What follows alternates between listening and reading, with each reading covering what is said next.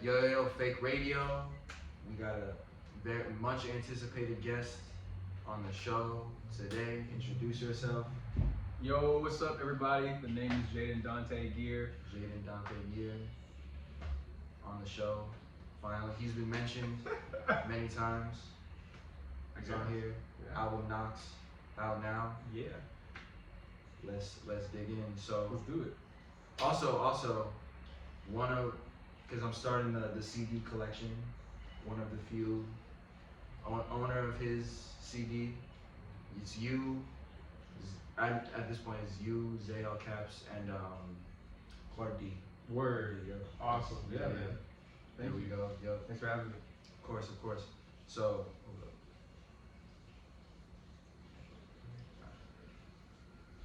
all right. So, you from San Jose? Yep. San Jose, California. Yup. So, what's like the music scene out there? How did you kind of get into stuff? So, well, okay. Mm-hmm. This is gonna be a long one. Yeah. So, No. so I'm ready. strap in. Yeah. When I first started making music, it actually was by accident. Okay. I'm like trained in kind of like animation. So Right, I did a lot of yeah. animation and illustration when I was younger. I thought I was gonna make my own cartoon and shit. But I went to a public school, and when I got to high school, I thought they were gonna offer animation classes. They didn't, and all I had was anything art related or something that I thought was cool. All they had was traditional art one, and then they had drama one, and I was like, okay. Like growing up, I made like a lot of videos on YouTube. So a lot of them are private now, but I used to make like a lot of videos and taught myself how to edit through YouTube. So I did shit with my flip phone. I was like, okay, I can do this acting thing. So I did drama and I took art one my freshman year. I didn't like traditional art because, like I said, I'm like more into cartoons. Yeah. And this is in high school? This is high school, Yeah, so this is 2014, my freshman year. Got you. I had a MacBook Air at the time. GarageBand was on it. I want to say early 2015, still my freshman year. I just decided to play with GarageBand, and I was like, oh shit, I can do this too. And that's why I think I have an issue with just having too many hats and not being a technical like master at any of them because I just do so much shit. But fast forward to the music scene in San Jose. When I first started making music, because the scene wasn't really existent, a lot of my peers were very supportive. Like I don't have that traditional story of like nobody believed in me and like I had to get it from the mud. Like there really wasn't a scene, so nobody really had an opinion on like whether it was cool or not. It was like, oh shit, like all right, you're doing that. That's dope. You know.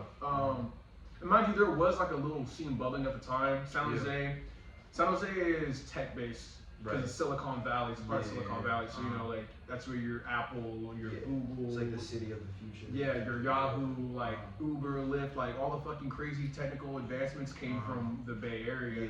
So there really was no art scene, and we had this one place called Local Color, where that was my first place I ever really performed at. A lot of musicians in San Jose would go there perform. That was kind of like our hub, but it shut down a few years ago. Dang. So the music scene, like I can't really speak on it now. There's some folks there who are doing some big things, like Kid Lords. I don't know if you're familiar with them. Kid Lords. Okay, I think I've saw you and. Those are the homies. They're doing their thing. I got a little bubble, like a bubbling type of action going on, and then my other friend Joe Aska. You've seen bro.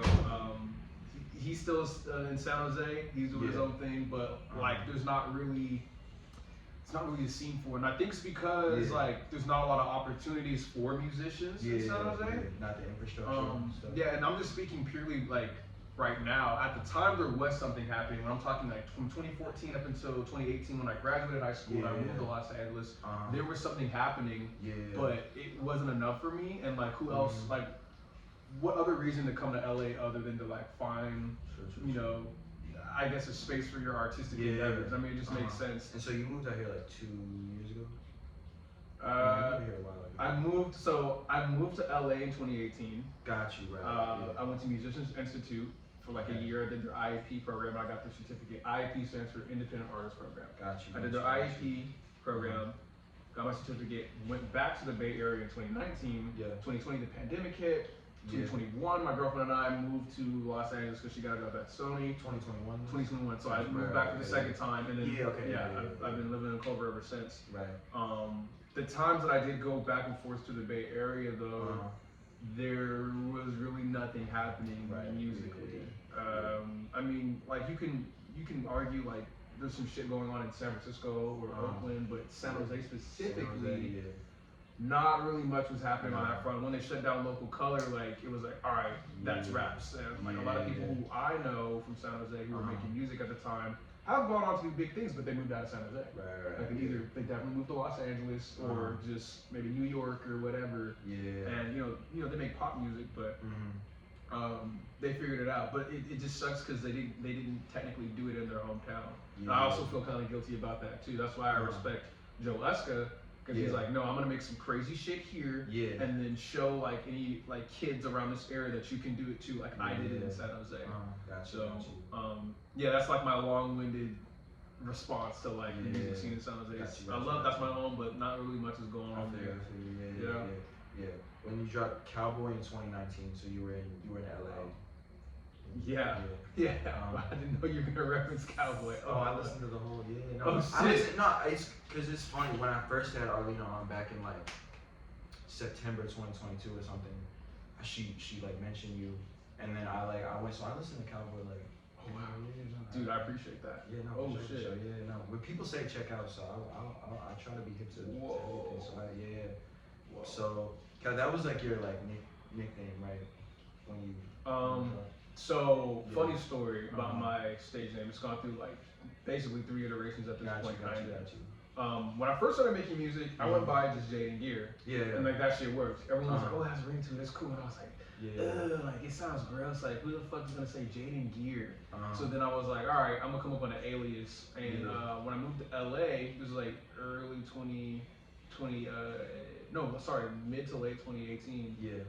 There's a street out here in LA called Verdugo. And I was like, oh, that's cool. And I was like, I want a stage name that when you see me come on stage, people be like, what the fuck? That's not what I was expecting. I was like, what's the widest thing I could think of? Like the widest name I could think of. Whatever reason, Simon popped up. Simon. Okay, that's who's talking in the beginning of Knox. It's deep. So I was like, okay, Simon Verdugo. But get this. Vertigo came from one of my favorite films of all time, Alfred Hitchcock's Vertigo.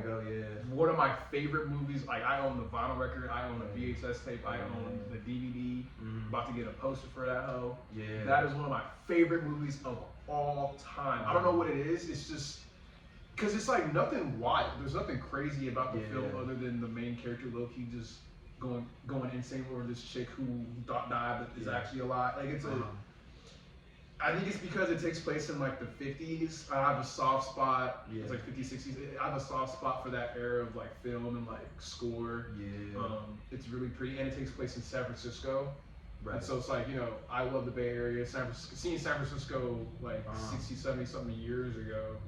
It just, I don't know, it just brings me a lot of feels and emotions. But that's where the Vertigo came from. I was like, I took what the street Verdugo in LA, that spelling, put Vertigo on top of it, and like I spelled it Vertugo, and I was like, Simon Vertigo.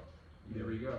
Simon Vertigo. And then I was like, during the pandemic, I had a whole identity crisis, and I was like, what the fuck is Simon Vertigo if not just Jaydin Donte Geer and me using Simon Vertigo as a vehicle for all my thoughts? I was like, this doesn't make any sense. So I was like, it was kind of like the same reasoning that Kendrick Lamar wanted to keep his name Kendrick Lamar, so K-Dot. He's just like, this is me. But where does the Cowboy fit in?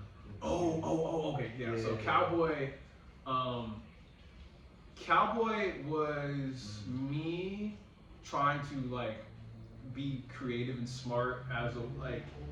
The album itself is supposed to be like me on a horse, strolling into young adulthood. It was literally like me becoming a young man, which I still don't think I've reached yet because time is relative and like everything's made up.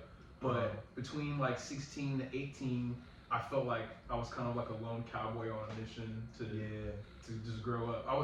The biggest fear I've ever had in my life was growing up. It still terrifies me to this day because time doesn't stop. And so cowboy, that's all that cowboy means. It was literally just, if I could visualize it, it was just me like on a horse, Uh-huh. just you know. Yeah, because you're trucking. saying Knox like the Cowboy is. This is. I was like, oh, is that like your nickname? But that's like this. Yeah, I mean, yeah, you can call me that. Yeah. Call me Cowboy. Call me Simon Vertigo, Jaydin. Yeah. It's all And you produce all your Everything. everything. Do you play piano too? Yeah. There's a lot of- okay, got you. Because there's a lot of pianos. Like, is he playing? Yeah, I play everything. When'd you learn to play piano? I kind of like just played around with it. I was never formally taught. YouTube University taught me a lot. When I went to shout out YouTube University, man. YouTube University. When I went to Musicians Institute, however, that's when I really like learned how to actually play. Cause I would like play things. I didn't know what I was doing, but I was like, it sounds good to my ear, so I must be doing something right. I'll be honest, a lot of the shit that I did play when I first started playing with piano was just in the key of C major. I mean, it's simple, it's all the right keys. But when I went to Musicians Institute, I learned basic music theory, which helped me greatly, and then I learned like keyboard essentials, which was I don't know why I took both of those classes. I don't know why they forced you to take both, because they're essentially the same thing. One just has you focus more on learning how to read sheet music, which I'm not good at. No. Like I can hear when something's out, or you can, if you tell me to play a chord, I'll be able to play it for you. But read it, I fucking can't do it. So yeah, that's I basically learned like traditionally. I learned how to play piano when I went to Musicians Institute. But before then, like you'll hear like a lot of older songs. Like I was playing everything. It might sound a little off, or like, ooh, that's weird. But you know, I've been playing for I want to say since 2016. So how many years is that? We're in 2024. Like 8 That's 8 years. Yeah. Yeah, I didn't really start taking it seriously until like 5 years ago. Yeah. And the production is always like very inspired, you know, very like, you know, very cool, very like you got original style, which I really love. And like I like Anime does this too, which I fuck with. He like lets the beats kind of like play out like. Yeah. What kind of inspired you to start doing that? Who were like your favorite producers, kind of? Ooh. Yeah. Oh man, give me a second.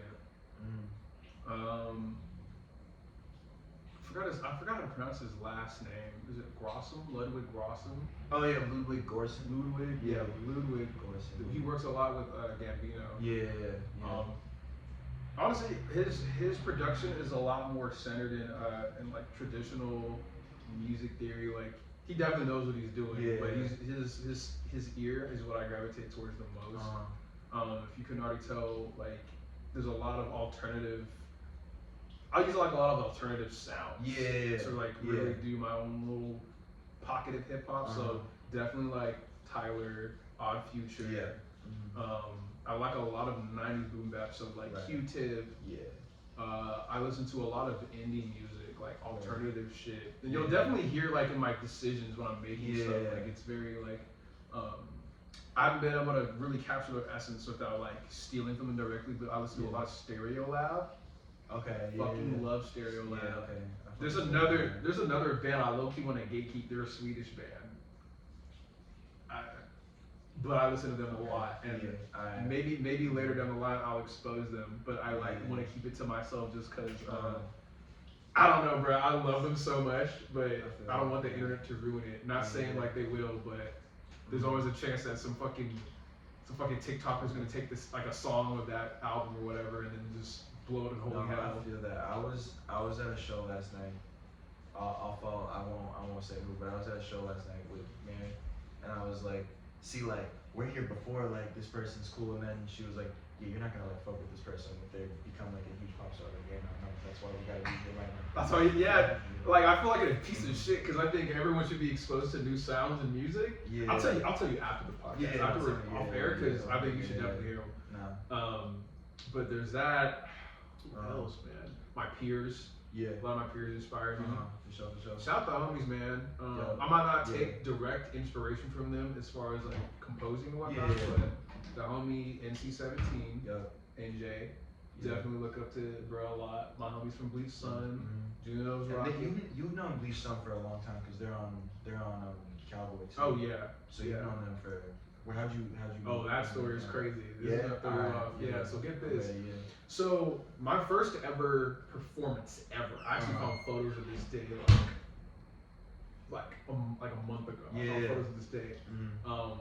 was from this club I took in high school. It was or I was a part of. It was this club called Musicians United. At the time, I didn't know what I was doing, but I had my first mixtape out. It was called Jubilant Deep Cut. Okay. I think it was on DatPiff, and now DatPiff's got taken down. So I have SoundCloud.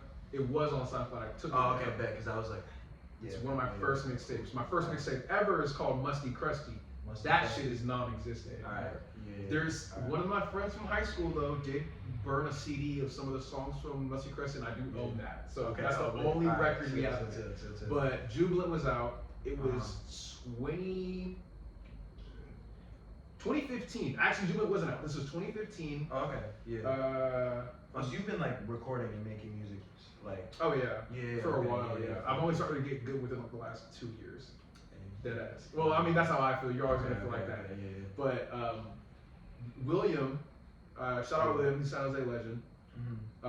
He was putting together this performance after school. He was like getting all the musicians who were part of the club to come perform for, I don't know, it was like a night or whatever after school. And I performed some of the tracks that were going to be on my future mixtape Jubilant, which came out in 2016.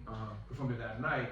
And he was, mind you, he was an upperclassman. I was a freshman at the time. So when he graduated, I must have been 16.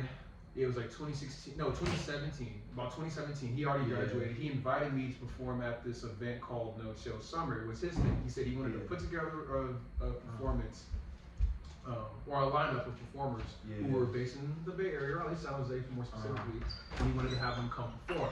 And I was like, oh shit, like he reached out, he was like, yo, you wanna come do this? And I was like, oh fuck, yeah. And he was like, yo, I remember you from the Musicians United performance. Yeah, like, so he remembered you from a music club. Right. And I was like, fuck yeah. Around this time too, I think I had just released my second official mixtape, and that was Jubilant, which you or not Jubilant, Kid Blossom Road, which you can find on SoundCloud. That's still there. And so get this, 2 weeks up until the day of performance, like I let William know, like, yo, like I think I got a cut. I don't want to perform. It was like some self-doubt shit. I was like, I don't know if people are gonna fuck with this, because I was making like really dark, weird. I was like, I don't know if this is ready. I just started like, I was like, fuck it, I'm not gonna do it. And I was like, you sure? I was like, yeah, man, like fuck it. And I sat with it for like 2 weeks. Like 3 days before the performance. In hindsight, I'm like, bro, this is such asshole shit. But 3 days before the performance, I asked bro, I was like, hey, yo, actually, like, would you mind if I performed like in that same slot? Cause like I think I can do it now. He was like, I don't know, let me see. He hit me up like a couple hours later or something like that, and he was just like, yo, so one of the performers actually can't perform and like had to bail out. I had to move some stuff around. He's like, but I can get you in for one song. And I was like, okay, fuck. So I ended up performing. You can find So you can find this on YouTube on my Not Advised YouTube channel. That's a whole other arc to talk about. But I performed one song. It was Dante's Deal with Dante. It was literally about this guy who the song was about this guy who kills his girl for not taking him to Sadie's. But I sampled a dramatic song. I can't remember the one. But people fucking loved it. People loved it, which was throwing me the fuck off. Mind you, like I said, like there's not a lot of opportunities for musicians in San Jose. Which is funny because we didn't even host the performance in San Jose. I think it was Santa Clara. Which is only like maybe 15, 20 minutes away from San Jose, still in the Bay Area, but I just thought that was funny. People like that. I was like, okay, I have something here. Like, there's something here. And this was No Chill Summer 1. He was like, and this is in June, so I had just turned 17 a few days before we had this event. He was like, I want to do a second one in July. I was like, okay, yeah. He's like, I want you to come to my house and help me pick people and like go through our Google spreadsheet and help me pick people to come perform for the second one in July. I was like, okay. So go to his house in San Ho. I'm with some of my other boys. I'll talk about later. But we're going through the spreadsheet right now. At the time, Big Sun was going under Dirty Litter Box. So we see Dirty Litter Box like on the sign up sheet, and we click their SoundCloud link. They have this song called Rari 458, or just called Rari or whatever. And I played it and I was like, holy shit, this is crazy. I was like, Will, we need to bring these guys to San Jose because on the sign up thing, I think they ask like what city are you from or whatever, and they're in fucking the IE, the Inland Empire, like I think they try to mask it like Los Angeles or something. I was like, because I didn't know if they were also from San Jose. Yeah. So I was like, oh shit, like no, we gotta bring these guys here. Yeah. Which is wild because had I not listened to their music, I probably would have never met them. Not on some like, well, no shit, Jaydin, like, yeah, because you had to actively like pick them. But I was like, no, like if I had not clicked that link, there was a slight chance that they wouldn't have shown up. Yeah. So I told Will like, yo, we gotta bring these guys up here. We're like, okay, for sure. Will sent the invite at some point. I don't know all the logistics of what went down behind the scenes, but Dylan and Brian, and I think their other homie Jib, who's an unofficial member of Bleach Sun. Yeah. He's like the third unofficial member. But Dylan and Brian, they drive like 6-7 hours. Wow. The day of. Wow. To the performance, and then I met them in person. That's crazy. And while we were doing our sound check, like I'm doing my shit from rehearsing whatever, they're fucking with me, right? They're like, oh, he's hard. Yeah. They go up and they rehearse, and like I'm fucking with their stuff. Like, wait, y'all are crazy hard. Like, so we're just chopping up, and then I was like, no, we have to work together. Like, I fuck with you guys, tough. And at the time they were 20, I was 17, so it must have been kind of awkward for them because it's like this fucking 17-year-old kid, you know. But they just had genuine hearts. I really fuck with them, and so we did our performance. It was cool. We kept in contact. Yeah. Will was like, I want to do another one, and so Will did this another performance called Chill Some More, and this was later in the same year. This is like November, December 2017. They invite Dylan and Brian to come back. At this point, I think they're going under Bleach Sun. So they come back. My like fake, real brand, Not of Eyes is like, it's kind of like a magazine, but also some other shit. It's like the hub where I really like showcase everything I know how to do. I had made like t-shirts. I gave Dylan and Brian t-shirts because I fuck with them sometimes. Like, here you go, like, these are for you. Like, really? I'm like, yeah, bro. Like, these are for you. I fuck with y'all. Like, I told him, and this is when I was thinking about going to Music Institute. I'm like, I'm thinking about moving to LA next year after I graduate, so we can work. Like, since I know y'all out there. They're like, okay, yeah, for sure. Like, let us know, type shit. So we perform again. This is like December 2017. I would just FaceTime them randomly, like fucking just annoying and shit. Like, we didn't know each other really, bro. Like, outside of Instagram interactions, maybe a couple texts here and there. I would just fuck with them, but like the vibe was always the same. We always liked the same shit. Our humor was like always on the same type of shit. And they just had genuine hearts, and I've always gravitated towards people who have had a vision, who like to push themselves, or also just push me by just existing. Like them existing always make me strive to be better and better each and every day. Shout out Dylan and Brian, my folks. That's a beautiful story. Yeah, man. And I'm gonna just skip a little further. They have this song come out, and this was my senior year of high school. They had this song come out called Black Crow, and they shot a music video for it. I was in my fashion design and textile art class when the video dropped, and there was like some downtime, so I started watching it, and I seen that like Brian was wearing my Not of Eyes t-shirt in the video, and I did like a lap around my classroom. I was like, oh shit! I was looking fanning out, even though all these were like somewhat kind of like not my boys, but like kind of my boys. I was just like, oh shit! Like, oh fuck. They also took photos of themselves in the t-shirts and shit like that, made crazy edits, sent it to me, and I was like, oh shit! Like, this is wild. Fast forward in 2018. I let them know I'm like moving to Los Angeles. I got into Musicians Institute. The day I moved in, I'm like text them like, yo, like let's go link, whatever. They'd be like, oh, we're in the IE, and I was like, what the fuck is the IE, bro?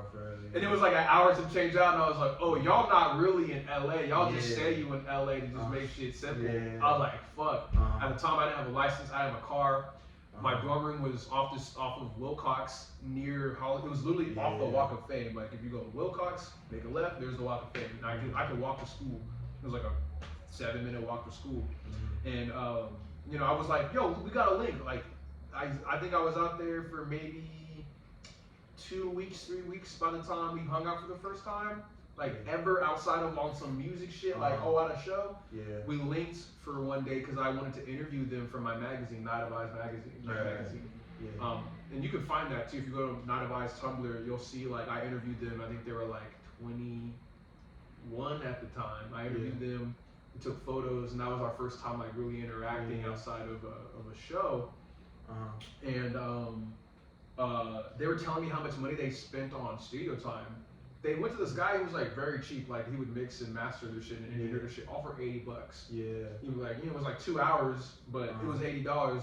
They were telling me that, and I was like, bro, I got a musicians institute. I was like, I can just get y'all guest passes, and we can just record on my studio. They're like, really? And I was like, yeah. I was like, while I'm taking this, like these classes and shit, and my grandpa is paying all this fucking money for me to go here. I was like, you shouldn't be paying for studio time. So the only downside was students are only able to book out like 9 hours of studio time a week. So you know, you can disperse that, like you book a studio for 2 hours Monday, 2 hours Wednesday, 2 hours whatever, right? As long as you fill up your entire like 9 hours, it doesn't really matter how many days. You can do it all in one day if you can, as long as someone's booked in between. So they drive from the IE, take them like an hour, almost 2 hours sometimes. I book out a Friday or a Saturday with just 9 hours of studio time. I'd be like, fuck it, we're gonna record for 10 hours, whatever. They get at 8, they get there at like 7 or 8. We wouldn't be out until like 3 something, 4 o'clock in the morning. And so then if you go backwards to like the Bleach Sun catalog and you hear my shit. Yeah, cause you're on their like for one of their. I'm on the first. I'm on every single album. Yeah, but you're like on like a bunch of songs. Yeah, cause we was going crazy during that time. Like,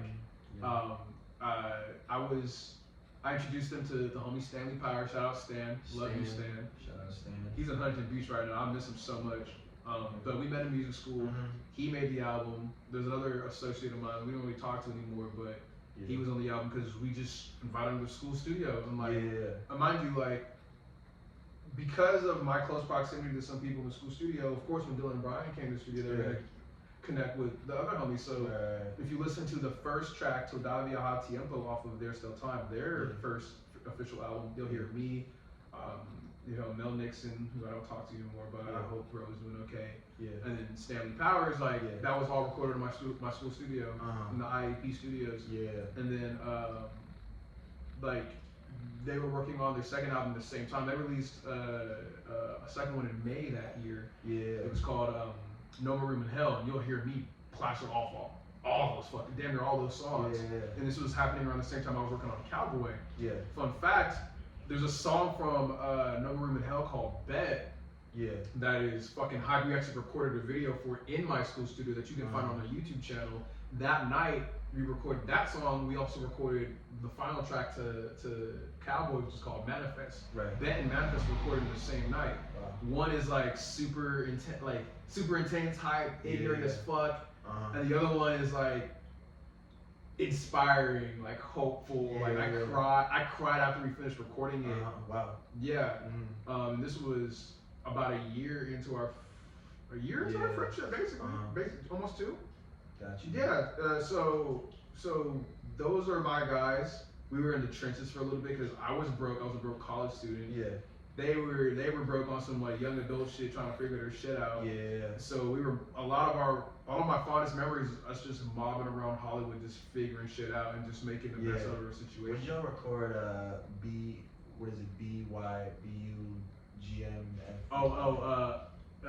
You Got Me Fucked Up from Kowboy? When was that recorded? That song was crazy. Thank you. Honestly, that's one of my favorite, my best production, I think, some of my best production. When did we record that? I think we recorded that at separate times. I definitely recorded my verse separately in the school studio. I think Brian recorded their verse home and then sent it to me. But I was like, oh no, this shit's hard, like this shit works. I believe that's what happened. I could be wrong. You might have to ask Brian on that. But yeah, that's you pulled that out the fucking guts. Holy shit. Fast forward, like we were in the trenches. Fucking y'all still chilling. Same shit. Those are my folks, man. Like when I have kids, like that's gonna be their uncles type shit. Like it's really locked in. We've been through some shit. We've seen some shit. It gets deep. I can leave it at that. But fast forward, like been friends for almost 8 years. Is it? That's 2017. So okay, 7. So like 7. But so you recorded Kowboy, and then you got Knox out last Christmas. It's like 5 years in the making. You've been working on it for a very long time. How does it feel? First of all, how does it feel to have that finally out? Oh fuck, dude. It feels great. Yeah. It shouldn't have taken that long to come out. Yeah. So wait, how long was Knox like in the brain? Oh damn, dude. I've been working on Knox I've been working on it at the same time I was working on Kowboy. If I'm gonna keep it a whole beam with you, yeah. Wow. There's a whole secret album that doesn't sound remotely like Knox. It was called Shogun. It was a whole different sound. Same color scheme. I still had the same general vision. The outfit hadn't been concepted. It was actually gonna be on some Japanese like flowy, like real samurai shit. Yeah. And I had my sound sounded like it had a lot of Japanese elements mixed with like synth, like alternative, like I would say like rare house music. It was like really different. And this was like 2019. I started working on it as I was finishing up Kowboy. But then like music pivot, I started really getting into jazz chords. I've always had an ear for jazz chords.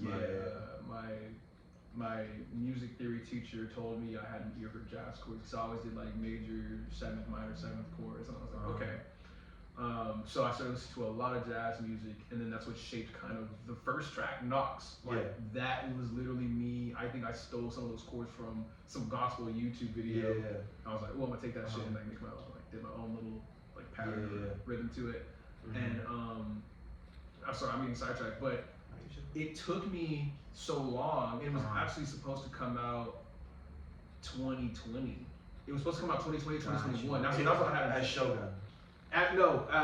Shogun. Yeah, Shogun was initially scoped out for 2021. Okay, yeah. But then it eventually turned into Knox, and I scrapped Shogun. Shogun has like 10 tracks, 10, 11 tracks that like maybe I'll go back to at some point. But it was supposed to come out like 2021. Yeah. But in 2019, no one was ever gonna foresee the fucking pandemic in 2020. Yeah. The pandemic fucked up a lot of shit for me.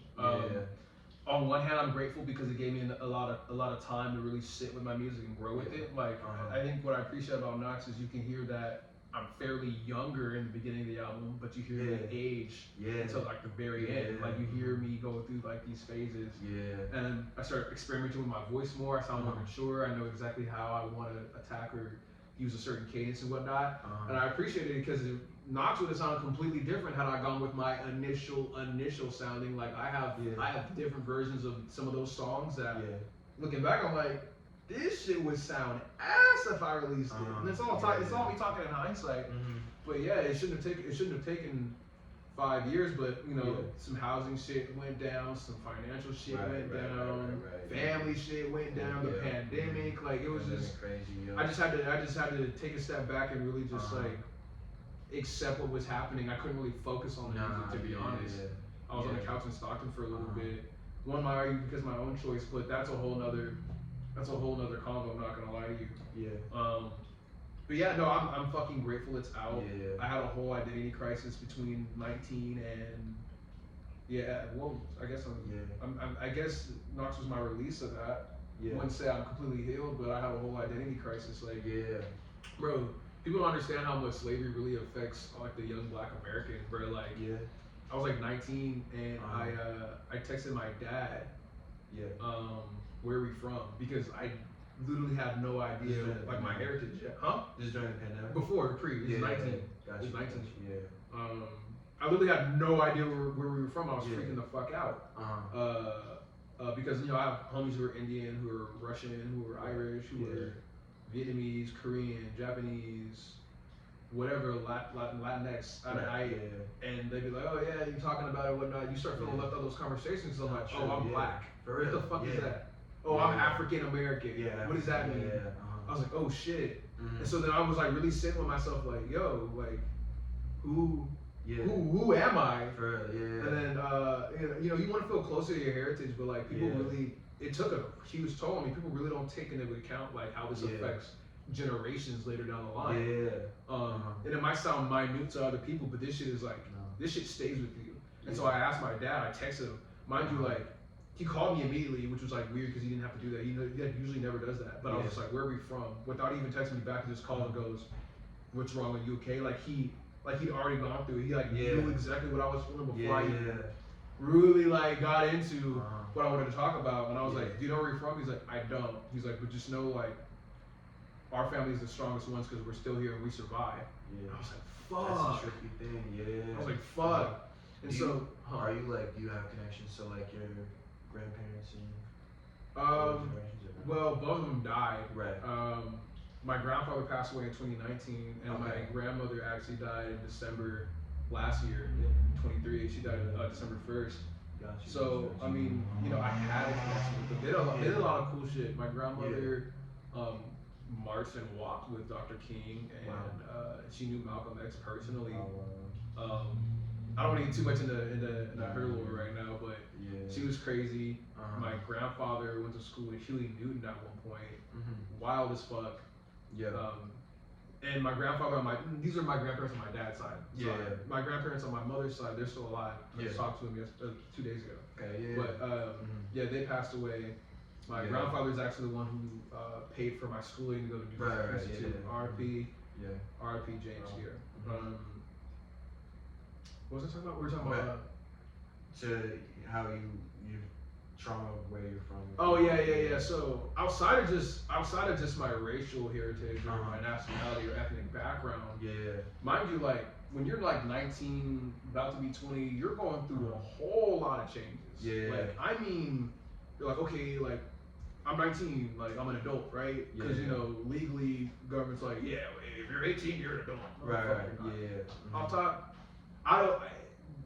It might get controversial, but I don't even think 21-year-olds are adults. I don't even think I'm an adult right now. I'm gonna be 24 soon.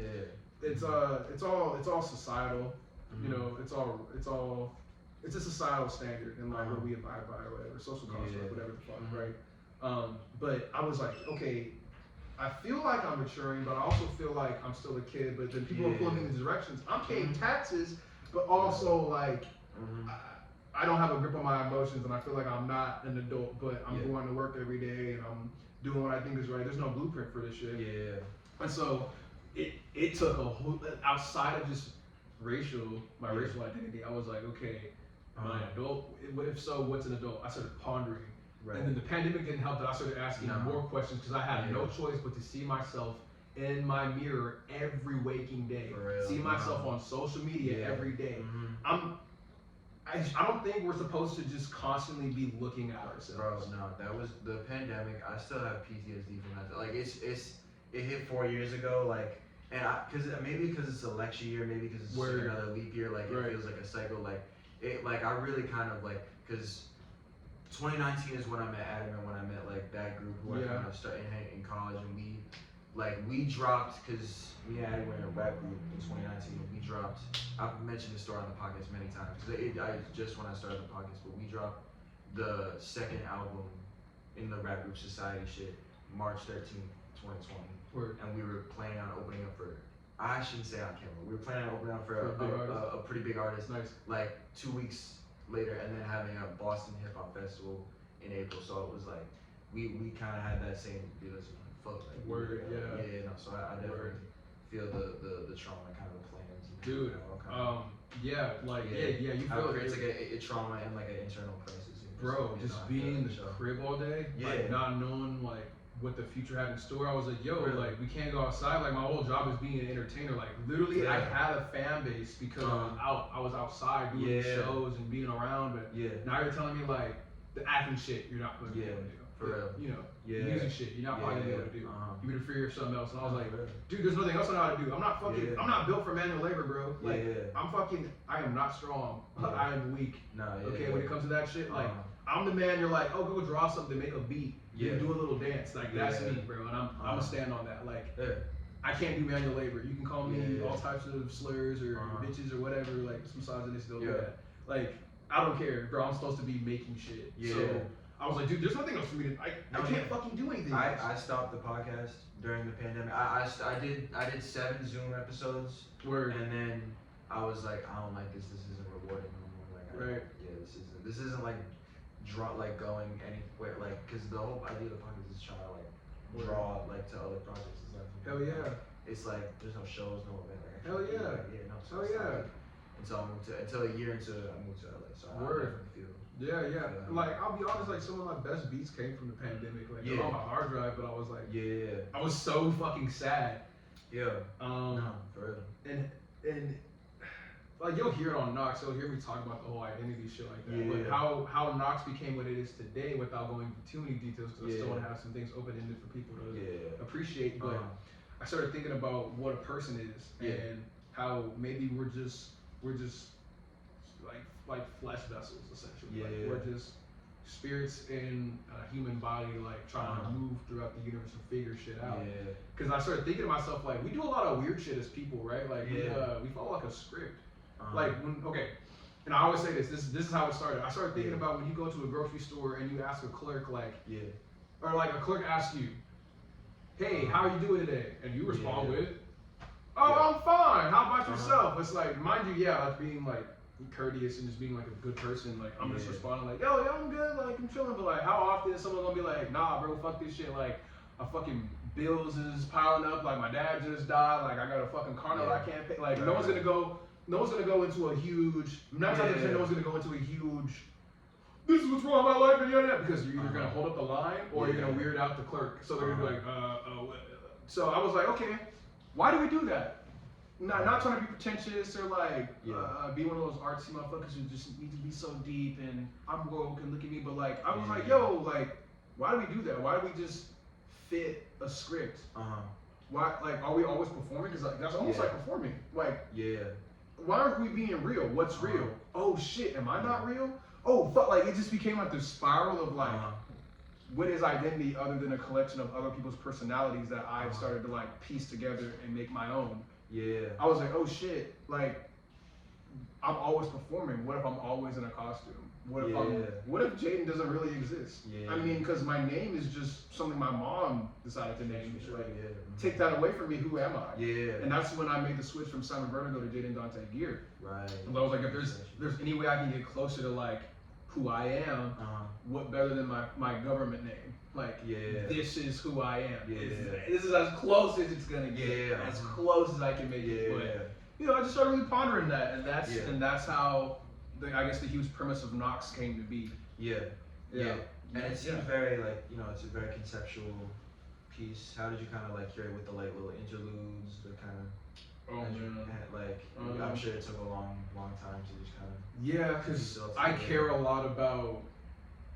People say I'm a perfectionist. I don't know how true that is.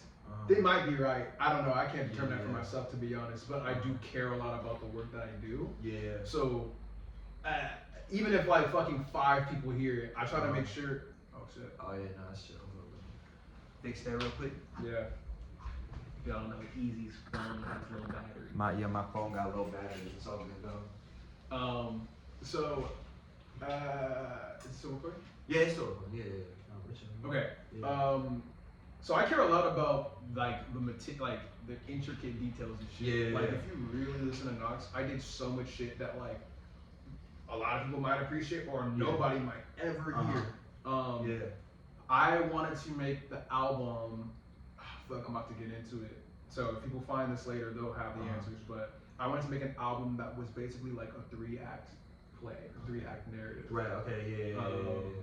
I wanted to have everything work in repetition and it repeats itself, and I like by musical motifs. Like, a lot of my chords are like 3 chord progressions. Dun, dun, dun, dun, dun. I had some of my associates or my peers who are featured on the album repeat something more than once. Like, if you really listen to every song, you'll hear someone at least. Arlena's repeating. Arlena repeats. NC repeats something. I didn't even tell Brett to do that. Kaivani repeats some shit. I repeat shit all throughout the album. The album starts and ends the same way. Like, it's like I wanted to make sure that that was conveyed, because that's just how life is. I learned that life is literally yin and yang. Like, you can't have the positives without the negatives. I learned that everything works in circles. It might not be as profound as people think, but I think it's true, man. Like, the world keeps rotating. The sun comes up, it goes down, right? We live, we die, we eat, we shit, we love, we hurt. Like, it's like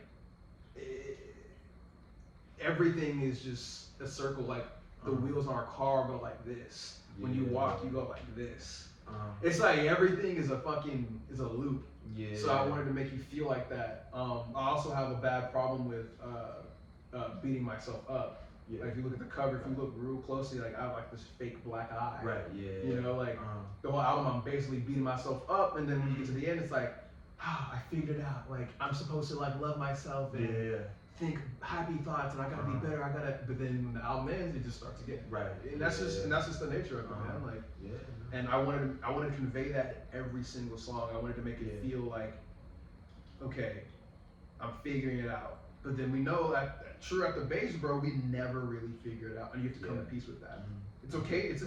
At some points I think it's okay to live in that cycle, but it shouldn't tear erase you. You should really just accept that. And I'm still learning that till still. Yeah. So, Yeah. I got some specific moments on the album. Okay. I wanna. What inspired the like chef?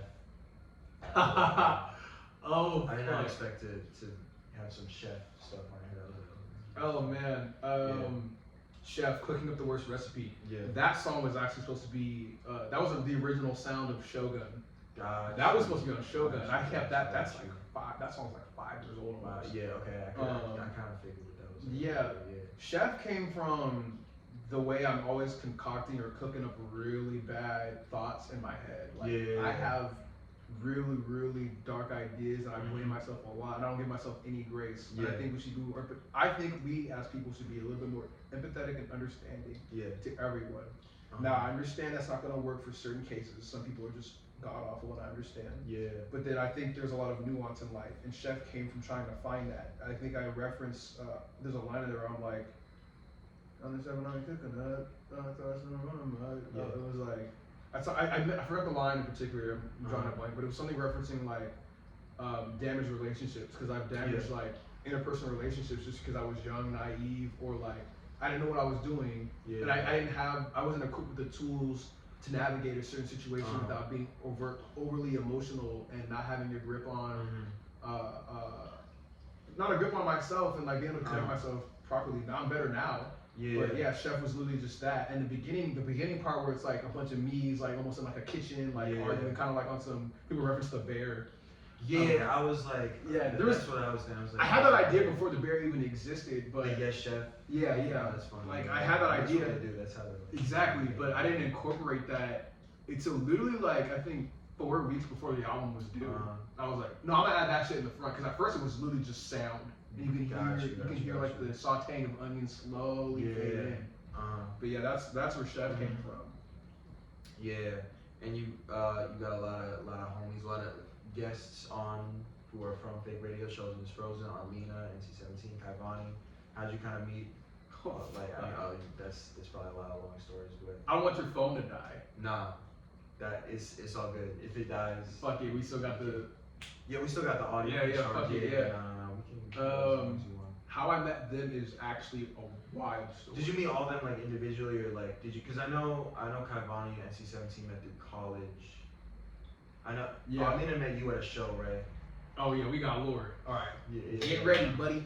Yeah. So when I went to Musicians Institute in 2018, remember that guy I mentioned that I don't talk to no more, who was on the Bleach Sun album? Yeah. Mel Nixon. Hope you're doing good. But we met in school. He was like the only other black kid that I met in Musicians Institute, and we connected instantly. We were really fucking funny together. And NC was a close friend of Bro, was a close friend of Mel Nixon. Okay. And I first met NC-17 in 2018 at Cal Arts, because he was attending Cal Arts. He graduated from Cal Arts. Yeah, right. So in 2018, we're all freshmen at the time. We're all the same age, right? Yeah. Mel Nixon hits me and was like, yo, you want to go to my friend's show in Cal Arts? You've been to Cal Arts? And I was like, no, but I'm down to go. Mel had a car. Ain't had a fucking car. I don't have a license. I'm gonna hop in, let's go. Met NC that night. Yeah. And I also met Kaivani that night for the first time. Didn't really connect with them. Were they cool with Cho at the time too? Because I know. Oh, I'm pretty sure they were. I can't remember. I didn't meet Cho. I didn't meet Cho until 2021. Gotcha. So yeah. So I met them that night. NC was shirtless. Okay. They had makeup on. Kaivani was doing his little pretty boy shit. I barely remember. He was pretty quiet, but I remember having makeup on. At one point, I got shirtless because I was wild. I'm always wild. Yeah. But I was wilding. we was just running through the dorms and shit like that, just screaming and being annoying like fucking children. Yeah. But that's when I first met them. Yeah. Mel was working on his first album called 100 Heroes 3 and was working on like filming and shit. And we drove to the IE to go meet up with like Dylan, Brian. I met Jaydin for the first time through Mel Nixon. Yeah. And damn, there was also Stone. Me and Mel met Stone at Musician Institute. And then, you know, I was with NC and then some other guy, I can't remember his name. Yeah. But that's like another instance where we like kind of linked up. And then to bring it back to how'd the song Misfortune come about with y'all? Ooh. Yeah. Last minute as fuck. Last minute as fuck. Okay. Last minute as fuck. Well, I can tell because you mentioned you were into the indie music. I could tell because when I heard that song, I was like, ooh, because I never really heard like a song like that. Yeah. Okay. So because I understand that people have like TikTok brain. Yeah. And I like making long shit. Like I like long LPs. I like hour-long shit. I realized that my album, while the purpose was for it to sound repetitive and like, oh, like, dude, like this is depressing. Like this is sad. I'm just stuck. Like it never gets better. Yeah. There was like one point in the album I was like, something needs to switch up. It's too sad. Yeah. Like I have shit like Ill Intentions. Yeah, we got Knox, which is like you come into this world, but there is no like I'm not angry yet. Like I've been disappointed. I've been sad. I've been I'm crying. Like I have all this shit. But where's my explosion? I said that loosely because I'm not doing nothing too crazy on Misfortune, but I was like, fuck it. Boom, boom, boom, boom, boom, boom, boom, boom, boom, boom, boom, boom. Like this is just gonna be my like little blow up song. Misfortune. I thought it was a funny play on words. Like misfortunate. It's like unfortunate. Maybe personified as a woman. Maybe it's a woman with bad intentions. And like literally like if you listen to our album, it's so like beat you over the head. Yeah. And that's how it came to be. I was like, yo, I want Kowboy on this. Yeah. Showed NJ. NJ sent me a video recording of him like doing his own thing over it, and I was like, what the fuck? I'm like, no, send me your verse right now. I'm gonna put it on the album. It took him fucking forever to send me the stems, but that's how that came together. Super last minute. I made that song mid 23. Gotcha. Middle of 23. Gotcha. So that's one of the later songs? Late as fuck. Yeah, okay. Yeah. Gotcha. Late. Yeah. Most recent song I made for the album, actually. Wow, okay. Yeah. Alright. And then a song I fuck with is the beat switch up on Guts when it gets into like the intro. How that song come about? How'd you kind of get into that? So I do this thing where I'll just record. A lot of musicians do it, but I do this thing where I record voice memos of just random ideas. Yeah. And if you listen to Everlasting and you listen to Gut, I say the starting line, it's the same line. It's something messing with my spirit and I feel it in my... Yeah.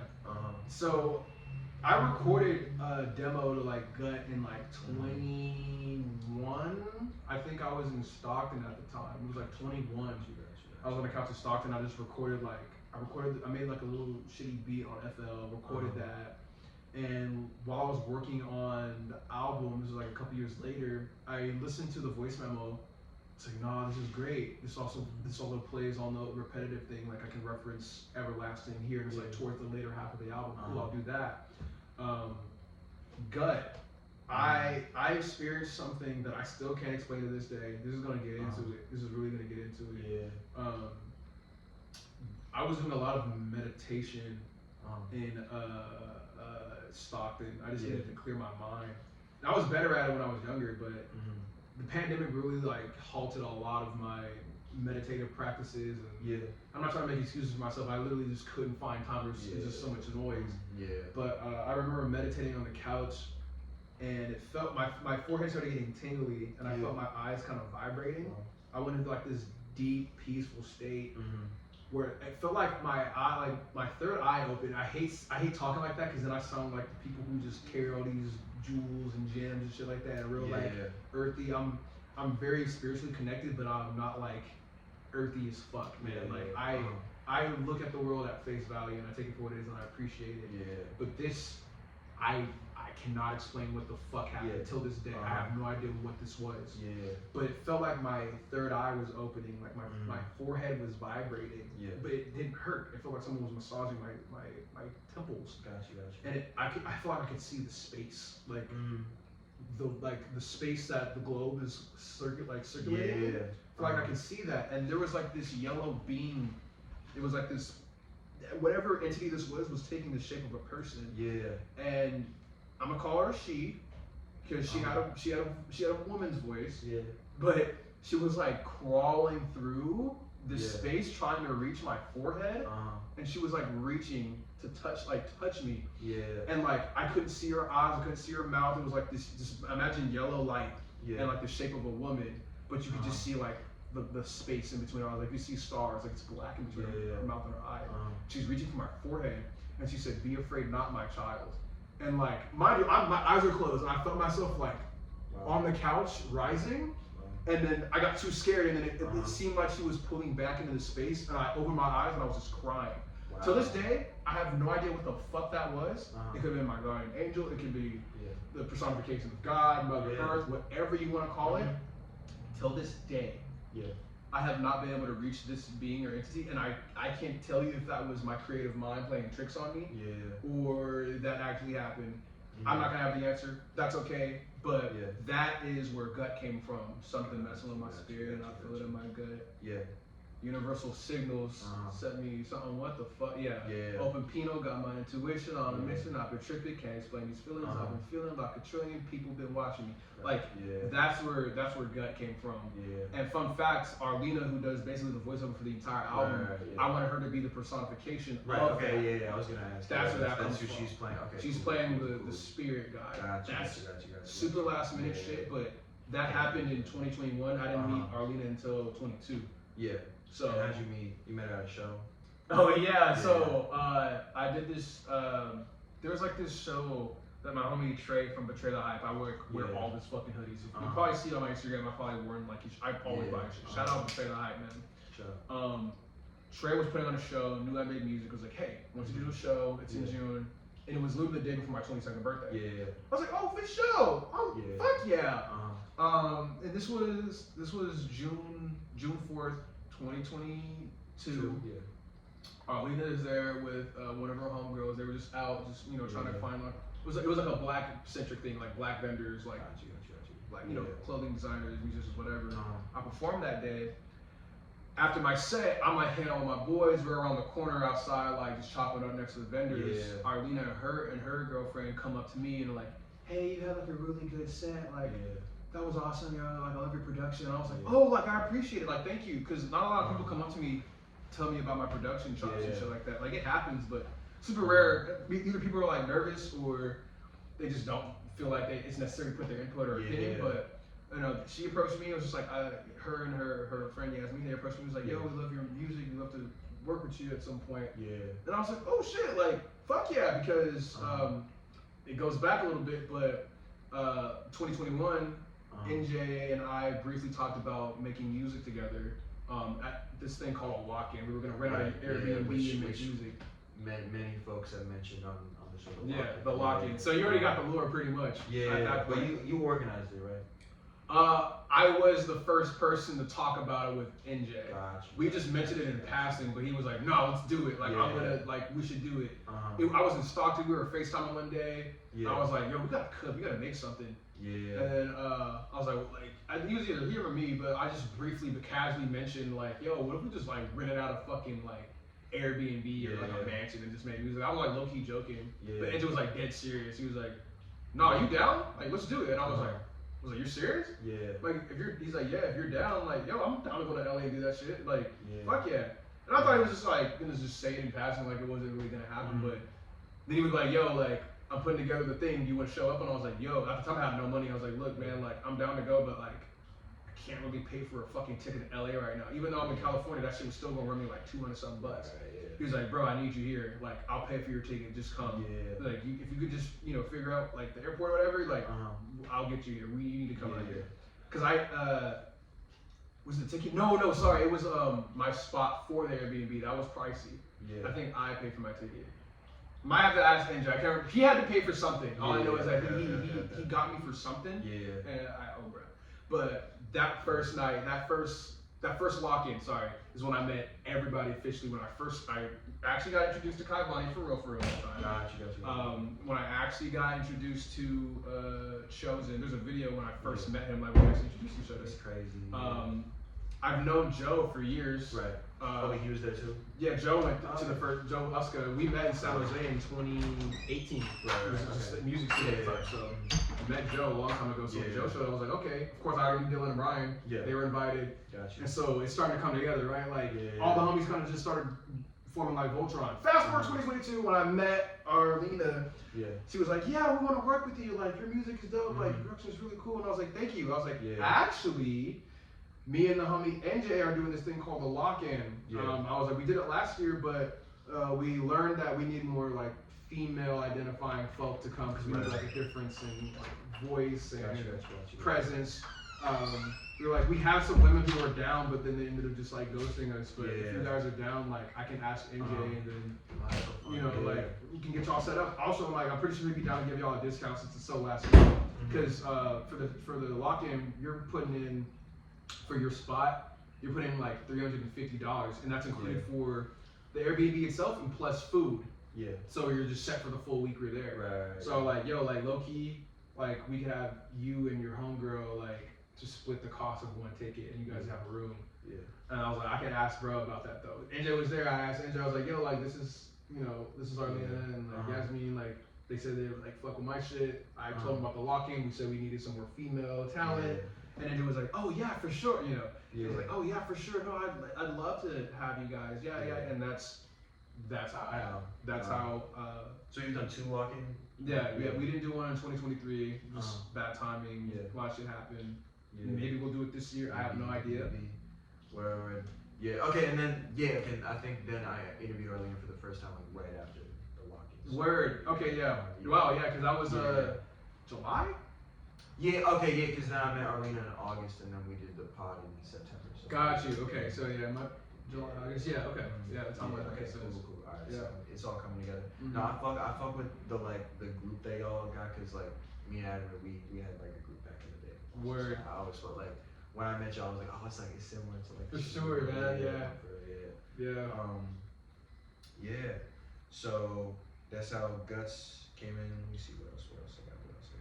Oh yeah, you like, I feel like you as you can probably tell from this interview, you're a huge hip hop head. Man, hip hop head, dude, love hip hop. What's crazy though is I still gotta do my homework, bro. Like I'm a huge hip hop head, but I'm not gonna sit here and prove like I'm the geek and know all of like everything hip hop. Like there's hip hop is so deep that. There's still so much info that if you ask me right now, bro, I'm probably not gonna be able to tell you the answers you're looking for. We got Google and Docs for that shit. But huge hip hop head, fucking love hip hop. Raised on the shit. I'm slowly starting to accept that I am like a huge hip hop. Like I used to be like, oh, I'm gonna just defer to like other people, and then I was like, I realized like later in my like back when me and Addy were in the rap group, I was like, I'm just defer to like other people like that. But then I realized like, I think I'm like the one that knows. Like, sometimes it be like that, bro. But I feel like I've noticed that you really like develop your like flows, and you have like a page and like timbre and like, cause I see sometimes you have like a raspier voice. Sometimes I'm like, is that Jaydin like right now? Like dude. Like, So what like kind of how do you describe your methods for like developing your flows, developing your like the way you say shit? What? Thank you. I'm annoying. I'm really fucking annoying. Yeah. I gotta get better at this, but honestly, first off, the homies inspire me to push myself to do better. The lock-in helped me really experiment my voice. For a while, I didn't like the way I sounded on that shit. It always sounded like I'm just talking. And then at some point, I think it was like during the second lock-in, like I was hopping on. I was like, fuck it, this year I'm gonna just do a bunch of random shit. Yeah. Are the lock-ins where like the ciphers happens? Yeah, like the big posse cuts. Like we'd have brains and then brains. And then, fuck, that's a deep fuck. Yeah, you did the research. Fuck. I asked who was chosen about brains. Okay. And then the block, which is where I think that's maybe when I first heard you is on Yeah. Wow. Because I remember when Yeah, that's where they came from. Yeah, they came from. They were in the okay, got you. Yeah, and I really appreciate you being like, oh yeah, is that Jaydin? Because I get that a lot now. Like if I hop on something, I'll hit a certain pocket that's completely left center of what I usually do. Yeah. And then people, it's hard for even the homies to even try to like replicate what I do or like mimic me because I'm never consistent with anything. And I guess my experimentation comes from like who's really good at it and he's only gotten better with his career is Kendrick Lamar. Yeah, studying the way he does, like especially during To Pimp a Butterfly, I was like, oh, he's on a different. Like Tyler and Master shit. Like I was like, okay, that's cool. Fuck it, I'm gonna do that. Like, I'm very goofy, bro. Like, I'm annoying as fuck. Like, I'll make little voices like this when I'm talking to people, and like, it's stupid. I was like, I think the second lock-in, I was like, I was cracking the code as to why I didn't like hearing myself. Other people didn't mind the way I sounded, but me, I was like, nah, something doesn't feel like I'm cutting through.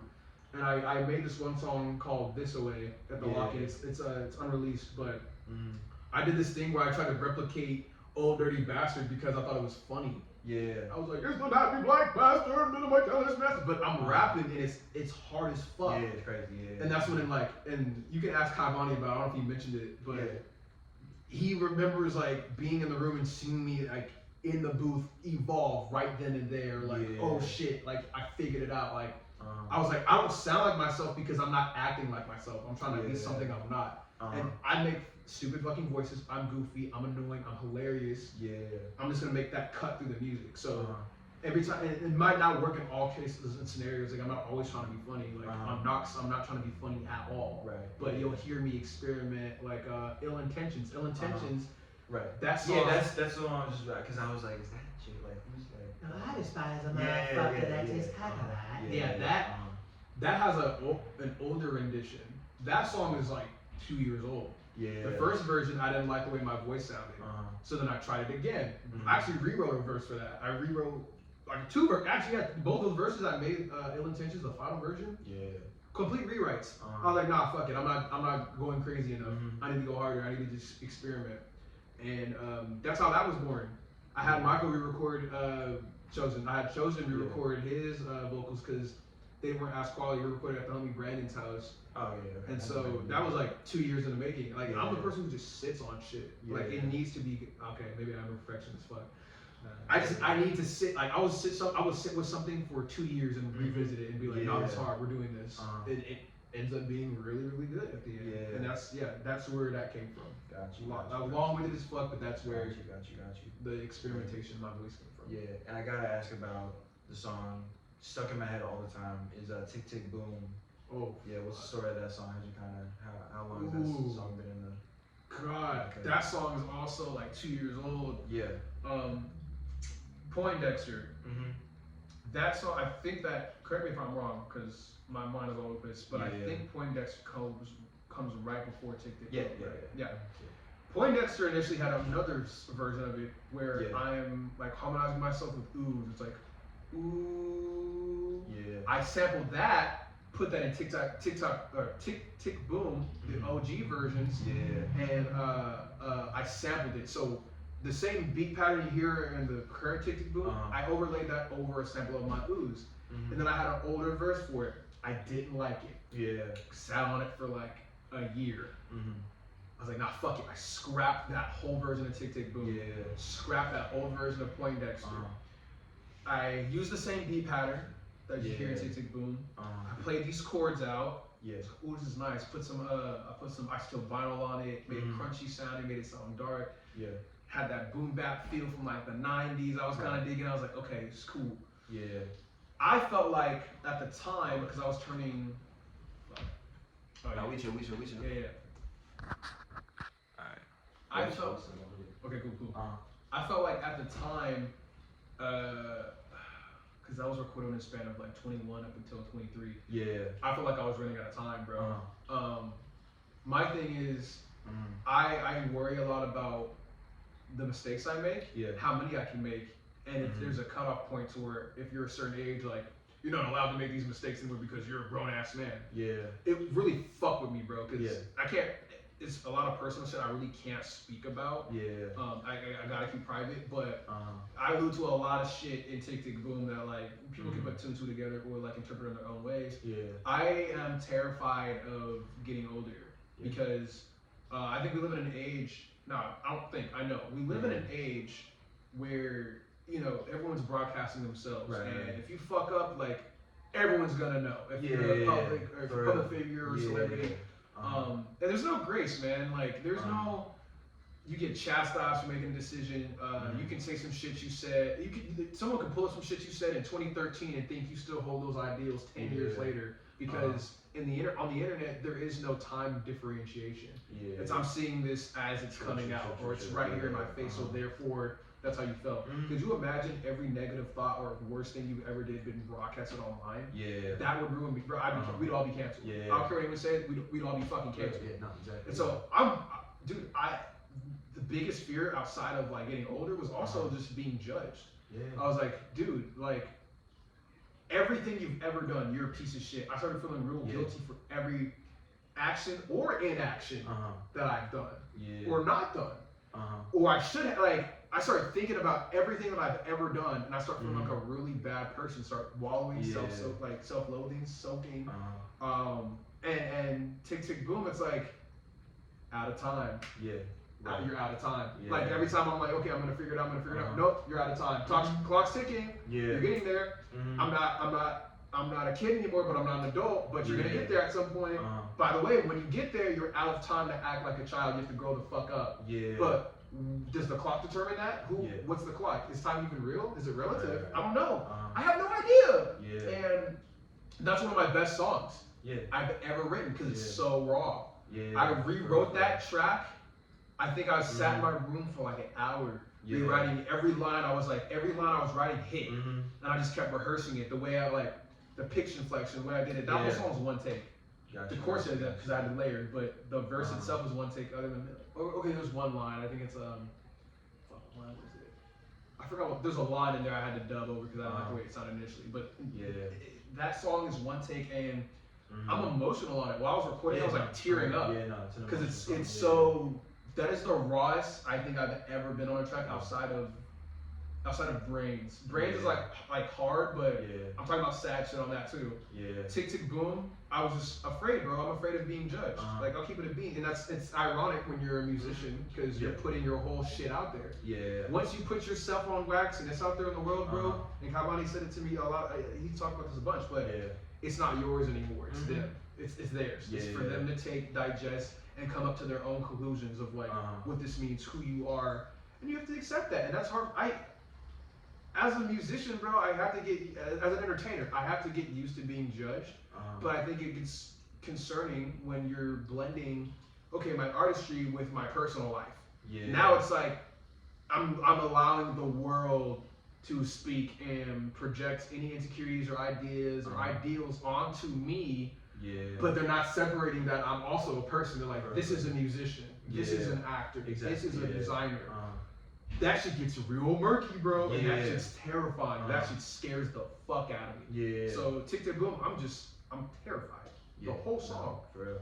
Literally, like, what's the first line? What's the worth of all your words if you don't even trust yourself? Exactly. Fucking crazy. Wait, a few more questions real quick. So if you want to reveal it, what was the idea behind the suit and the trench coat? Oh shit. Yeah, I've already kind of exposed this on my Instagram. But I hella bit that shit off of Donald Glover. During the Because the Internet, one of my favorite albums of all time. If you look at the Knox cover, it's literally me stealing his face, just staring off into the camera. Who took that photo? Lionel Tyler Parent-Chief, my boy, photographer, videographer from San Jose. San Jose, He did all the album art. I had him shoot everything. I was like, I want to get a black man paid. You're my boy. I want you to shoot the cover, the back cover. If you have it physically, the back cover. All the promotional material.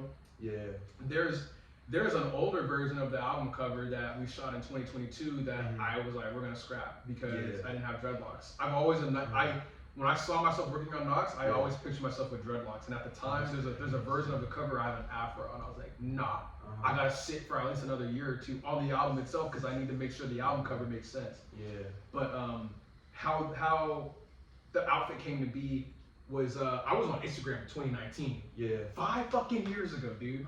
I'm on Instagram. There was like this account that was dedicated to like old neo-futuristic, like Blade Runner-esque paintings, like for people from like the 60s and 70s. Like people would like paint this shit of how they thought the 2000s were gonna look like. Yeah. It's very like Blade Runner, very cyberpunk, very like neo-futuristic. Yeah. And I seen this photo. I can show you after too. This photo by Dean Ellis, or not photo, painting by Dean Ellis. It's called The Proud Robot. The Proud Robot by Dean Ellis. Okay, yeah. 1975. I think it's 1975. Okay. 1975. And it's this man who's in this red tie, like he's wearing a coat. It's not a trench coat, but it might be. I don't know. He's sitting like this. He's wearing this coat and he's just looking at a robot that seems to be like either cleaning or dusting or fanning him. Yeah. And that silhouette was fire. He had black pants, had the white button up tucked into it. He had the red tie, like the same shade down there, like that blood orange almost. He's wearing like that tan coat, and I was like, oh, that's fire. I was like, that shit is so gas. I'ma steal that. Yeah. I was like, because I was like, it plays on the being a character. So I was like, when the album rollout starts, I'm gonna just go on my Instagram. Every time I post, I'm gonna be in that fucking outfit. Yeah. People are gonna be like, what the fuck is this? I'm a character. I'm a character the whole time. It's kind of blatant, but I took that from Donald Glover because during because the internet like rollout, he was doing that character called the Boy, who always wore that hat, the coat. You know what I'm saying? Like, it's like, oh, that's fire. Like, he's having an identity crisis. I'm having an identity crisis. I'm about to steal that shit. So that's Knox was my because of the internet. Yeah, we got and that's where that came from. Love it. All right. What is Night of Eyes? Okay.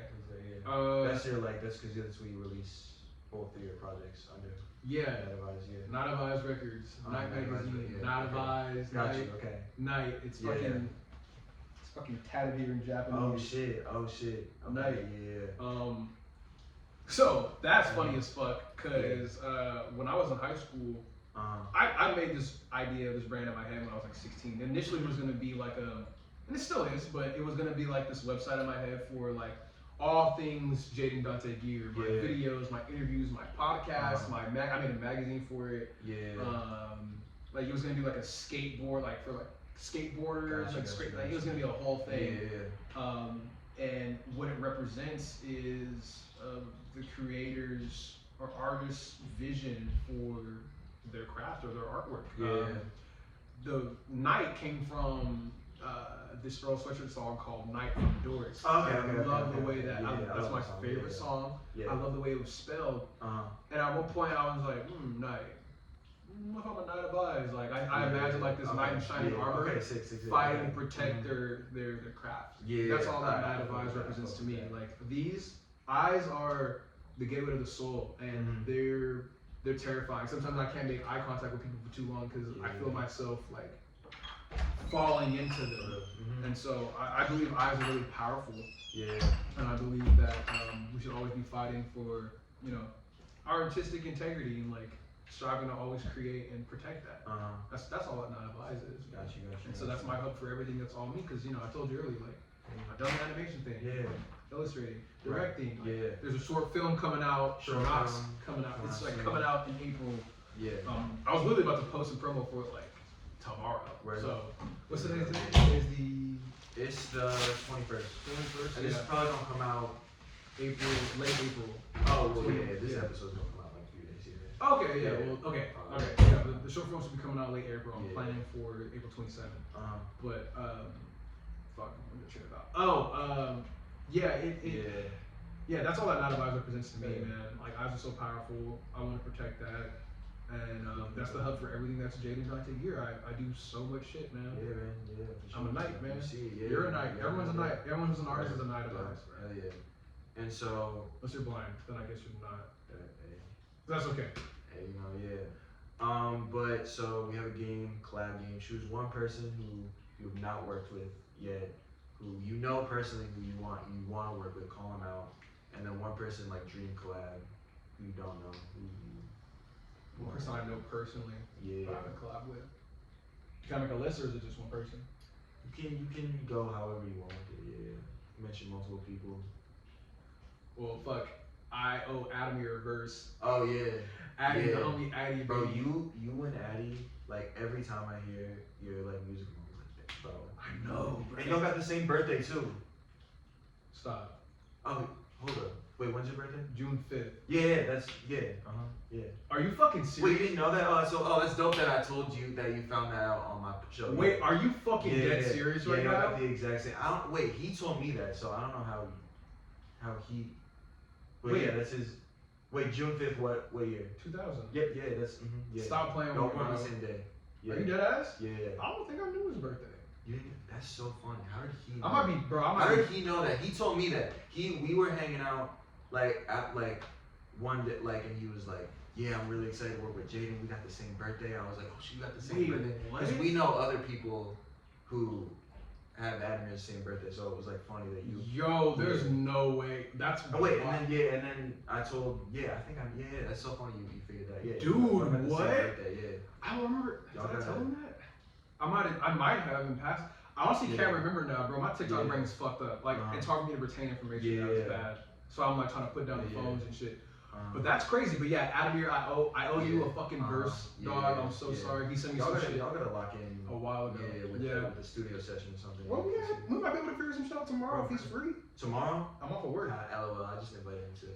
I invited him to tomorrow. But but yeah, y'all should. Yeah. Y'all should. I'll try to pull it if I can. Yeah, no, for Okay, sure. fuck. Okay. That's crazy. But yeah, Adamir, I already know his shit is fire. I've heard some of his Yeah. songs. Bro, literally, when you were saying about Knox, I don't know if you've heard his first album. I had a whole. Oh, is it the blue one? Yeah, the blue Yeah, one. yeah. Fuck, my shit. I'm a bad manager. I don't know. I'm spacing on the name. I'm bad with But names. I interviewed about it, but it's similar concept. Yeah, we were talking about it at that party last time I was here. Yeah. We was outside talking about that. Yeah, with the Yeah. 14, 19. Yeah. Fuck yeah. Oh, that's so very crazy. Similar. Yeah. That's so similar. crazy. But y'all got similar production. Yeah. No. So y'all definitely. Yeah, gotta tap I already in, know yeah. we're gonna fuck with each other. We already do, but like when it comes to Yeah. musically, like we're gonna be able to bounce off a lot of Yeah. ideas, and he's gonna be easy to work with. So Addy, Yeah. I owe you a verse, bro. Yeah. I'm sorry. Shout out. I've been mad busy. I mean, Yeah. fuck, I was working on the album, like Yeah. you know, but Adamir, what have I worked with yet? Yup. Who else? Kid Lords. Yeah, I mean, I don't know how we fit musically. I did Yeah, actually. that's- Fun fact: Uh-huh. I did work with TB Payback Okay. for an older version of Everlasting. Yeah. Like we're talking the 2020 Uh-huh. version. She has like one of her first verses That's ever on it. Okay. Yeah. She has one of her first verses on it, Uh-huh. like ever, because she only been doing this music shit for like 4 years now. Right. Yeah. And it's somewhere on my hard drive, but like I've grown. I didn't want the song to sound like that. I Yeah. couldn't just have her Uh-huh. verses over some new shit without Mhm. her permission and shit like that. So that's in the vault, but we've Mhm. worked together. But Kid Yeah. Lords, like I'd love to do some shit with them. I don't Yeah. know what. I love to hear Zev on some jazz shit. Yeah. I might literally make some I shit had for this. I noticed this too at your adults only show, because it was like NJ and Joe Asuka and Chosen Spoiled, and I was like, these are a lot of people who like are there. It's like hip hop, but it's kind of in It's that more different psychedelic branches. space, kind of more like genreless, and then you kind of have a lot more like kind of core hip hop, like. And I was meaning to ask you, like, how does it feel to kind of be part of that kind of collective, but in a slightly different space with the more core. Man, it's interesting for sure. Yeah. It's definitely interesting Uh-huh. because one, I don't think my voice sounds good over like grade shit. Not Yeah. yet, at least. I have to play around with it. Uh-huh. But being in a group that's so versatile in like these different branches of hip hop, or like Yeah. subsections or subgenres, Yeah. it's crazy, man. Like I be feeling sad though because I feel like a lot of them. I love them to death. These are my guys. I feel like a lot of them basically just do whatever. And I feel Yeah. like because I've been working so hard on my craft and like maintaining a little closer to the roots of hip hop, Yeah. that I've literally been like, if I can do like a stats, right? Mhm. We got like Cho, we got NC, we got Kaiwani, we got Joe, right? Like Yeah. they've been kind of just like going like this with everything. Like, Yeah. oh, I can do this, like they've really Uh-huh. been honing in on a lot of different shit. Mhm. While I feel like I've been kind of like going like this for just Yeah. strictly like building my own unique, super unique Yeah. sound. And that's not no shade. Like I Uh-huh. love this. Those are my those are my brothers. Yeah. That's my Yeah, family. yeah. For real. I listen to them like fans. Yeah. I love their shit. But I for whatever reason my brain just wants to do the opposite of what's I guess I don't want to say the status quo. That sounds too uppity. But you get what I'm trying to say. Like I'm trying to do something outside of the realm of what we know as traditional hip hop, while also trying to steer clear of Tyler the Creator allegations. I'm gonna just say it on the record. I fucking hate being compared to bro. I hate that shit. I do. Okay. I love. That's my guy, man.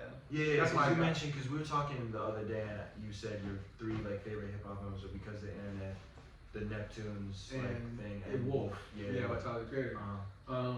That's my guy, man. Yeah. He's always been core to my beliefs and like my artistic endeavors and just believing in myself and doing what I want. Yeah. It just sucks because we're super similar in a lot of ways. Yeah. It's annoying to me because I've been getting compared to him before I knew who he was. When the Yonkers video came out in 2011, I was in middle school. Yeah. And I remember I used to wear like shorts and shit like that. Oh, and people were like totally crude. Not even like cut shorts, it'd be like basketball shorts. Yeah. But I was like a goofy black kid who was just like kind of weird and out of pocket and shit like that. Not to be like those. I was an outsider. I was an outcast. Yeah. Never felt like that. I was always accepted, and if no one accepted me, I didn't really give a fuck. Yeah. But around the Yonkers video, I guess we just kind of look similar. I don't see it. Yeah. But like 8th graders would like make fun of me one day because the video came out like, yo, this look like Tyler the Creator, and I was like, who the fuck was that? Like, who the fuck is that? And they laughed at me. And I remember I watched the Yonkers video and it scared the fuck out of me. Cause I was like, what is this? But I ended up watching Lord Squad on Adult Swim. Yeah. And I never connected the two. I didn't know that he was the same person who was in Lord Squad because I was just not paying attention like that. I also didn't have internet at my mom's house from like 2011 to 2014. So Got you. the blog era shit, like I missed a lot of those crucial moments because if I had internet, I had to go to my dad's house. So I ended up hearing Wolf for the first time when I was like 13. It was the first album like I really bought on iTunes on my iPod. It's like my iPod Touch, 4th gen, iPod Touch 4th gen. I bought that. It was so eclectic, it was so different, and I already liked hip hop. My mom and my pops raised me on hip hop. Yeah. But when I heard those chords to Wolf, Wolf, that shit changed. Wolf got me into That shit changed my life, bro. When I tell you that shit absolutely changed my life, it did. Yeah. I heard everything he was saying, especially when you're 13 years old. You're like really starting to grow into yourself. You're about to go to high school. You're like in 8th grade or whatever. Most of the time you're in 8th grade. Heard that shit the first time. Heard the chords. I was like, no, this is amazing. Yeah. He's figured it out. My mom didn't like my first. He's like, he's weird. I'm like, you don't get it. You don't fucking get it. He's gonna be here for a long time. You don't get it. Yeah. And so I got compared to him a lot. Like, and mind you, when you're in high school and shit, you start like trying to emulate who you see. So I started wearing a lot more bright colors. When I was in middle school, all we could wear was black, red, or gray because that was our dress code. High school, I started wearing a lot of shit. I would wear shit. I would wear shit that didn't make sense together on purpose because I wanted to piss people off. Because I thought I was being smart. Like, haha, you're worried about what I'm wearing. Meanwhile, there are people fucking dying. Like, people were starving. Like, you're worried about this fucking outfit. It's fabric. Who gives a fuck? I thought I was being smart and deep and shit. It's really not that deep. I get it, but it's not that deep. Yeah. But I was constantly getting compared to him because I'm goofy. I'd say a lot of out of pocket shit stuff that was funny. And like, oh, Tyler does that. You're just like Tyler. It's because I'm a black dude. He's a black dude. I'm out of pocket. He be out of pocket. We make music. I wear fucking bright colors. He wear bright colors. It was like I couldn't escape it, bro. Like no matter what I did. That's kind of So you know, love him to death. Manifest is written about him. Off of Kowboy, I wrote about the first time I met him. Oh, you met him? I met him a couple times, but the first time we talked, it was at the golf store. We talked for like 20 minutes. Oh wow. He signed my jacket. I even asked him to. That's crazy. Yeah, I should have brought it. But yeah, shout out Tyler, man. Love him to death. Still a huge inspiration. Did you tell him that you got compared to him a lot? No. But I did tell him that Wolf changed my life. And I was and like he was like, wow, that was so crazy. He like locked eyes with me because I was like, look. I was like, Wolf was a big part of my teenagehood. Like that changed my life. I heard those first piano chords to Wolf. I was like, from there I was hooked. Like, thank you. Yeah, see, for me, it was definitely like Tyler the Creator is also, I would say, one of my biggest inspirations. And I first got hip to him from Wolf, but I think it wasn't until Cherry Ball when I was like, Word, I hear that a lot, which is interesting to me. But yeah, like I told him I was 13 when Wolf came out. He was like, I was 21. That's fucking crazy. I was like, wow, But yeah, I hate getting compared to him because I'm trying to do my own thing. Yeah, for real. And when you get boxed into like an alternative hip hop artist, people are immediately gonna be drawn to Tyler. Yeah. And on Knox, I try to steer away from that. It just sucks because we both like jazz chords. Yeah. So I have that shit sprinkled all over Knox, and plus it's super indie alternative. So of course, like the comparisons are gonna be like, who's the biggest artist who's doing this shit, who has a platform? Of course, it's gonna be Tyler. If he didn't exist, like no, I would be Tyler if he didn't exist. You know, but people are gonna compare because you know they like to relate to things, and I can't blame them. That's all. But I try to steer as clear away from my comparisons to him as possible because I don't want to be known as a clone, bro. Like I'm my own artist. I'm my own. So to bring it back, who is your dream collab? Who you don't know? I guess you know him, so he doesn't. I don't know him like that, but yeah. Dude, but probably.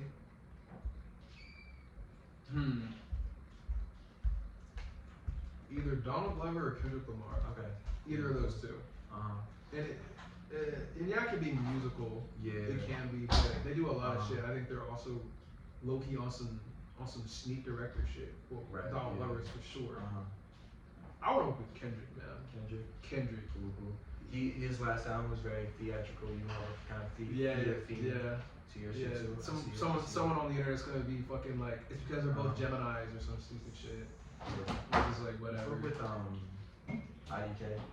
I love IDK. Okay, yeah, IDK, and that's another. I love IDK. That's, do you have a sticker from him? Yes, I did. I wanted. I low key when that album came out, I wanted to get like tattooed on it. It was like crazy. That's. I would say that's the most underrated like modern. Oh, I would agree. I think. Yeah, I love IDK. I think he's underrated in general. Yeah. He makes a lot of quality, top tier music. His shit is not fast food. It's not cookie cutter. It's so good. Yeah. But I think honestly that might be a choice on him. Not to sound like a conspiracy theorist, but I don't know if he even wants to be like, world renowned, like that's interesting because like when I feel like 2020. I was like, does he like want like? Did they like just not know what to do with him? Like, why is he not on the like double like? Because it's easy to market him. Yeah, for like he has fire songs. I've seen him perform at Camp Flogna in 2019. Yeah, like he's fucking good. Was it 19 or was it 18? Sorry, I can't. It's like 18. Yeah. But he's really fucking good. His music's really fucking good. He hits. He's never missed for me, bro. Like, he's good. I fuck with IDK, but I would love to work with Kendrick. For sure. Also, just talk to him too. Like, I feel like me and him share a lot of ideas based on what I heard from his music and shit like that. Yeah. Most of his albums I relate to in one way or another. His soul cuts through every track he's on. So Kendrick Lamar if I could. And then one last question real quick. I don't want my phone to die, but we chillin'. No, this is good. This is a long form. What do you have a favorite song that you've done? I think all your kids you play. Favorite song I've done? Yeah. Ooh.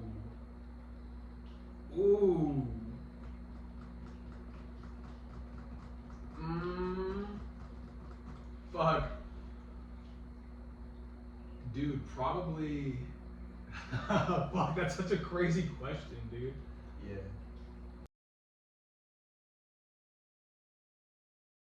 Test. All right, I charged my phone a little bit. We back. Your favorite song? Brains. It's Brains. There's something about it that was so simple. It took me 15 minutes to do. Made it on FL. Yeah. I was like, oh, this shit hard. Like, this is like that 90s boom bap. Oh, this shit hard. The verses, my initial verse for it sucked. Yep. Then I wrote a new one. But then it sounded weird by myself. And then when we did the lock-in, the homies who I met that week were like, yo, this is hard. Can I hop on this? And then that's how the Brains track, the Posse Cut came to be. My favorite song probably I've ever done. Thank you for tapping in. My computer about that too. But nah, it's all good. What you got plans for the future? I know I heard the song you got with Arlena. We have some unreleased shit. I have a lot of unreleased songs. Might drop an EP or two. I don't know. I'm not really an EP artist. I'm more like an album person. Yeah. I'm working on the third album. Word. Been working on it for a minute. Yeah. Yeah. Fire. Nothing crazy. We got the short film coming out April 27th. Yup, April 27th. I hold myself to that date. There we go. Knox, the short film. The homies are acting in it, starring in it. Hell yeah. I directed it, edited it, whatever. Thanks for having me. Absolutely. Fake radio. Skills. Jaydin Donte Geer. We got Harry on the show. What's up, Harry? Harry fucks with your music. Shout out Harry, man. Yup. Fuck with Harry. Shout out Jimmy K Feds and the Squeeze Squad. Free Palestine. Free Palestine for sure. Yup. We don't fuck with genocide. We out. Peace.